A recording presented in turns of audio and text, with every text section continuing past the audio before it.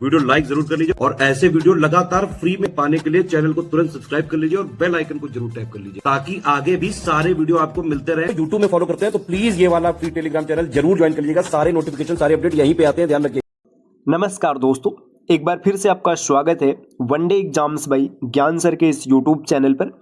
साथियों, आज की इस वीडियो में हम लोग यूपी पुलिस कांस्टेबल के लिए मैथ्स में टॉप 10 रूल के एक और महत्वपूर्ण क्लास के साथ हाजिर हैं, जिसमें कुछ बेहतरीन प्रश्नों को देखेंगे जिन कॉन्सेप्ट को अगर आप अच्छे से समझ लेते हैं तो पेपर में आप आसानी से प्रश्नों को हल कर पाएंगे। तो चलिए दोस्तों, बढ़ते हैं आज के इस इंटरेस्टिंग क्लास की ओर। इससे पहले आप वीडियो को लाइक ज़रूर कर दीजिएगा और चैनल पर अगर पहली बार विजिट किए तो सब्सक्राइब करना ना भूलेगा। साथियों, अगर आपने यूपी पुलिस कांस्टेबल 2025 को टारगेट किया है तो आप ज्ञान सर एजुकेशन एप्लीकेशन से कंप्लीट बैच को ज्वाइन कर सकते हैं। प्रक्रिया बहुत ही आसान सी है। आपको प्ले स्टोर से ज्ञान सर एजुकेशन एप्लीकेशन का एप्लीकेशन इंस्टॉल करना है और उसमें से कोर्स आपको ज्वाइन करना है, या फिर नीचे स्क्रीन पर जो नंबर दिख रहे हैं आप इनमें से किसी भी नंबर पर कॉल या व्हाट्सएप करके भी कोर्स की कंप्लीट जानकारी ले सकते हैं। चलिए अब बढ़ते हैं आगे प्रश्नों पर। यहाँ पर पहला प्रश्न दिया है, निम्न प्रेक्षणों, यहाँ पर कुछ प्रेक्षण दिया गया, मतलब कुछ डेटा है कि माध्यिका होगी, आपको बताना है कि इसकी माध्यिका क्या होगी। देखिए, जब कभी भी माध्यिका निकालना है तो वहाँ पे आपको दो बातें याद रखनी। सबसे पहले जो डेटा आपको दिया है या तो आप उनको आरोही या तो अवरोही, मतलब असेंडिंग या डिसेंडिंग ऑर्डर में अरेंज करेंगे। अब जैसे यहाँ पे देखिए 2, 4, 6, 8, 9 डेटा दिया है, तो आप इसको क्या करेंगे, या तो बढ़ते क्रम में या तो घटते क्रम में लगाएंगे। दूसरा, अगर ऑड डेटा है, जैसे यहाँ पे देखिए 9 है ना, तो आप क्या करेंगे, जो एकदम बीच वाला है, जैसे यहाँ पे 9 पद है तो 9 + 1/2 ये आपको मिलेगा पाँचवा। जो पाँचवा पद होगा वही आपका आंसर रहेगा। और अगर मान के चलिए इवन डेटा होगा तो फिर पता है क्या करेंगे, सेम साइड में, जैसे अगर 10 डेटा है, जैसे मान लीजिए कि कैसे 10 डेटा है, यहाँ पे मैं 6 से दिखा रहा हूँ। देखिए, आपने 2 इधर से छोड़ दिया और 2 इधर से छोड़ दिया, बीच के जो 2 बचेंगे इनको जोड़ करके इनका आधा कर देंगे। अब जैसे इस प्रश्न में देखिए कितने डेटा है, 9 डेटा है, तो आप इनको क्रम से लगाइएगा। क्रम से जब लगाएंगे सबसे छोटा डेटा आपको दिख रहा होगा 25, ठीक। 25 के बाद देखिए 25 के बाद 26 कहीं नहीं दिख रहा है, 27 नहीं है, 28, 29 नहीं है, 30 के बाद 31 है, 31 के बाद 32 है। देखिए यहाँ पे 25 हो गया, 31 हो गया, 32 हो गया, फिर 33, 34, 35 नहीं है, 36 यहाँ पर देखिए 36 दिया हुआ है।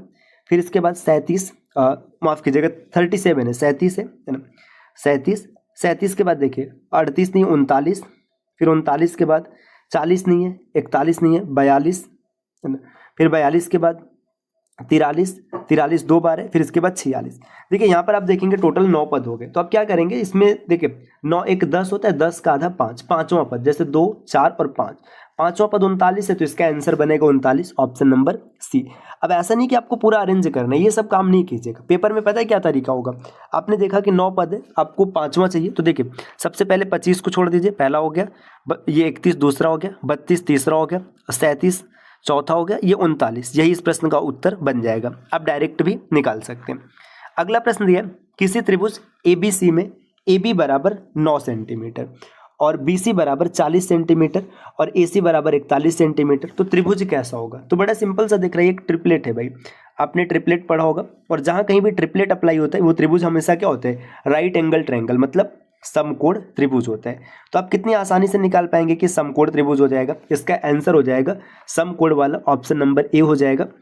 अगर आपको ये नहीं पता है, मान के चलिए ट्रिपलेट नहीं पता है, या फिर कोई ऐसा नंबर आ गया जहाँ पे ट्रिपलेट अप्लाई नहीं हो रहा है, तो पता है क्या होता है, आप याद रखिएगा, जो सबसे बड़ी भुजा है, जैसे मान लीजिए एक ट्रायंगल बना है, इसमें जो लार्जेस्ट साइड है, लार्जेस्ट का स्क्वायर करेंगे, ये हमेशा इक्वल होगा सम ऑफ स्मॉलेस्ट। जो छोटी भुजाएं हैं इनकी सम ऑफ स्मॉलेस्ट जो स्क्वायर करेंगे, स्क्वायर करके आप जोड़ देंगे तो इसके बराबर रहेगा, है ना।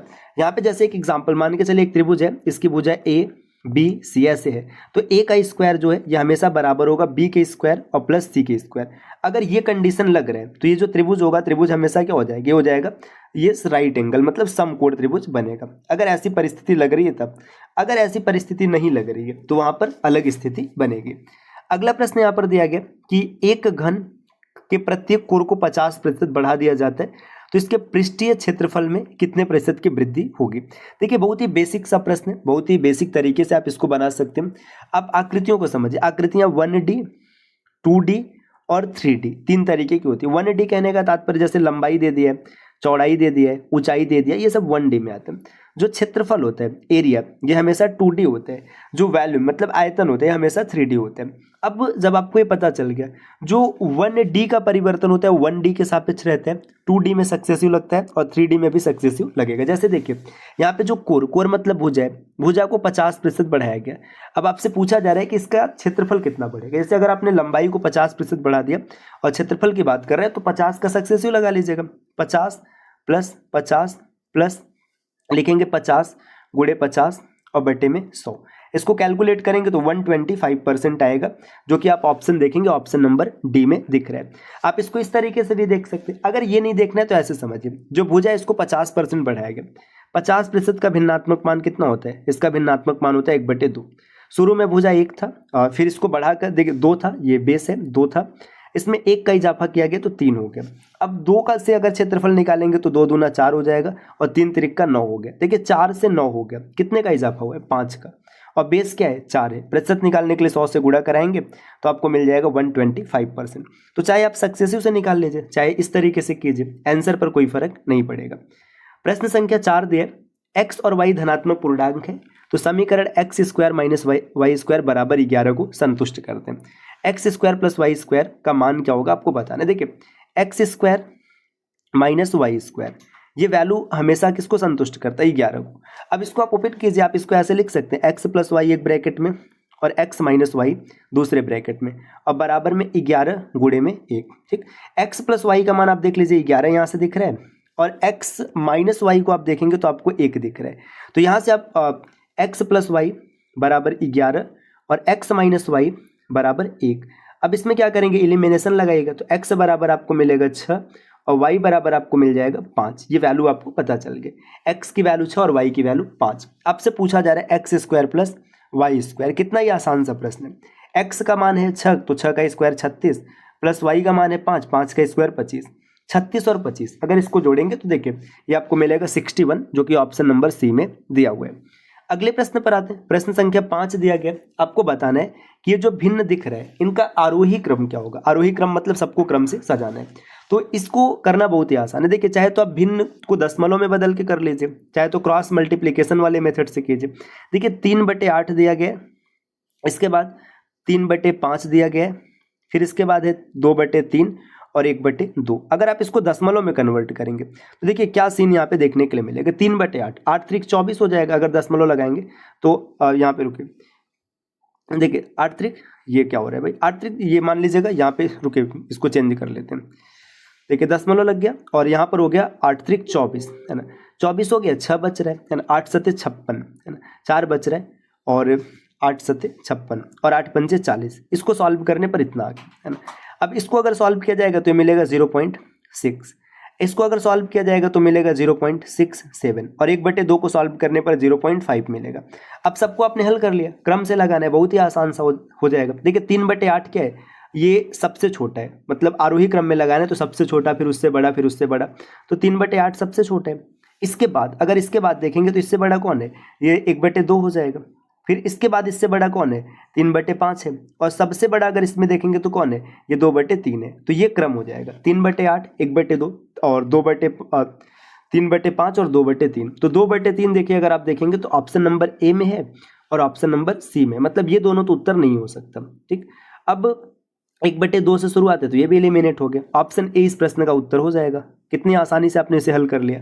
नेक्स्ट अगले प्रश्न पर आते, प्रश्न संख्या 6 दिया गया, आपको बताना है कि इसका गुणनखंड क्या होगा। देखिए यहाँ पर फार्मूला है, अगर आपको फार्मूला याद है तो आप तुरंत बना लेंगे। एक फार्मूला हो जाएगा x प्लस वाई का होल क्यूब, इस फार्मूले को अप्लाई करेंगे, और दूसरा हो जाएगा x माइनस वाई का होल क्यूब, और इसको अप्लाई करके दोनों को जोड़ देंगे।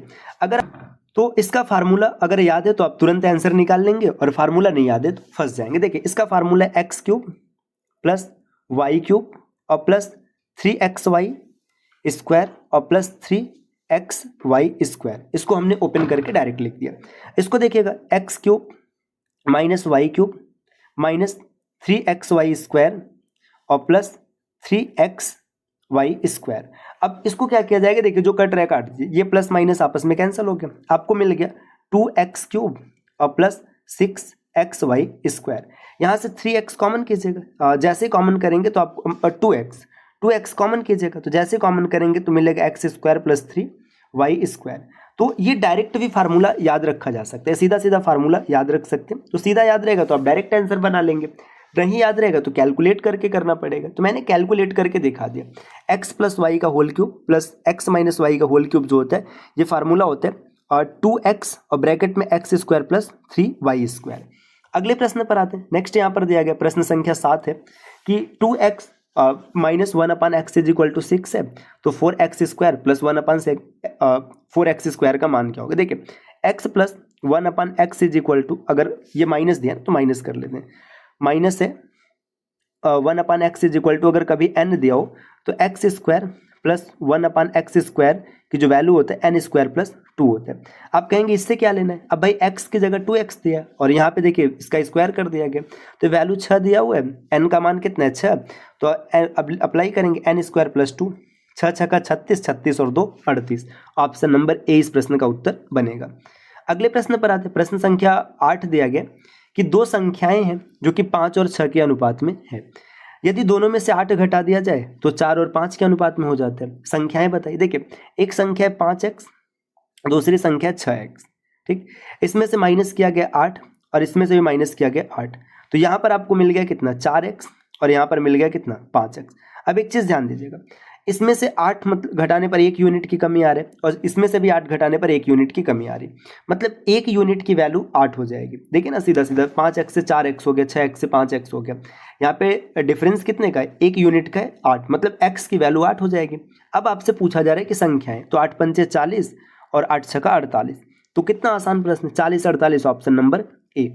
अगले प्रश्न पर आते हैं। प्रश्न संख्या 9 दिया है, ए तथा बी की मासिक आय 4 और 5 के अनुपात में है, उनके मासिक व्यय 7 और 9 के अनुपात में और दोनों 50 रुपए की बचत करते हैं। तो बताइए ए कैसे का मतलब कि मासिक आय कितनी। देखिए ए कमा रहा है 4x, ये ए है, और बी कमा रहा है 5x, ठीक।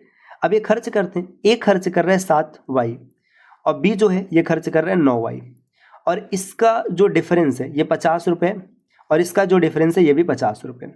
अब यहाँ से क्या करेंगे, आप चाहे तो एलिमिनेशन लगाइए चाहे क्रॉस मल्टीप्लिकेशन लगाइए, यहाँ से x और y का मान निकाल लीजिए। अब अगर हम यहाँ से क्या करें कि एलिमिनेट करें किसको, y को एलिमिनेट करना चाहेंगे तो ऊपर 9 से गुणा हो जाएगा, जब ऊपर 9 से गुणा कराएंगे और नीचे यहाँ से 7 से गुणा करा दिया जाए तो गुणा कराएंगे, देखिए मिलेगा कितना, यहाँ पे मिल गया 9 चौका 36, आपको मिला 36x और बराबर में 9 सत्ते 63 हो जाएगा और यहाँ पे 450, क्योंकि ये कट जाएगा तो इसको नहीं लिख रहे, 7 पचे 35x और बराबर में देखिए ये यहाँ पर हो जाएगा 350। अब देखिए जब घटाना करेंगे, यहाँ पर घटाना करेंगे तो ये माइनस हो जाएगा, ये प्लस हो जाएगा, ये माइनस हो जाएगा, तो ये तो 9 सत्ते 63 होकर कैंसिल हो गया, x बराबर 100 मिल गया, x की वैल्यू 100 यूनिट आ रही है।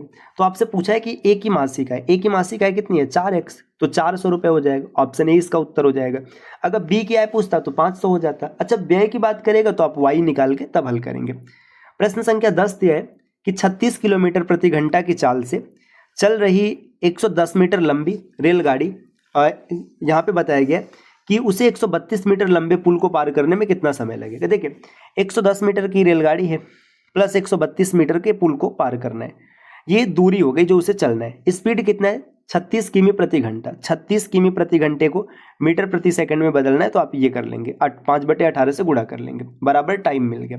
कैलकुलेट करेंगे तो मिलेगा 242 और बटे में 18 दूना 36, 5 दूना 10 बराबर टी, तो 242 बटे 2 10 कितना हो गया 24.2 सेकेंड, 24.2 सेकेंड का टाइम लगेगा, जो कि ऑप्शन नंबर बी में है। तो साथियों ये आज के क्लास के 10 प्रश्न रहे और हम लोगों ने कुछ बेहतरीन कॉन्सेप्ट भी सीखे। इस प्रकार के वीडियोज को लगातार देखने के लिए आप चैनल को सब्सक्राइब कर सकते हैं, और अगर आपको यूपी पुलिस कांस्टेबल की कंप्लीट प्रिपरेशन करनी है सिलेक्शन वाली, तो आप ज्ञान सर एजुकेशन एप्लीकेशन से इस बैच को ज्वाइन कर सकते हैं। प्राइस है मात्र 99 रुपये। इसके लिए आपको प्ले स्टोर से ज्ञान सर एजुकेशन एप्लीकेशन इंस्टॉल करके कोर्स ज्वाइन करना है, या फिर आप ये नीचे स्क्रीन पर जो नंबर देख रहे हैं इनमें से किसी भी नंबर पर कॉल या व्हाट्सएप करके पूरी जानकारी ले सकते हैं। तो मिलते हैं दोस्तों आपसे नेक्स्ट वीडियो में कुछ नए और इंटरेस्टिंग इन्फॉर्मेशन के साथ, तब तक के लिए नमस्कार।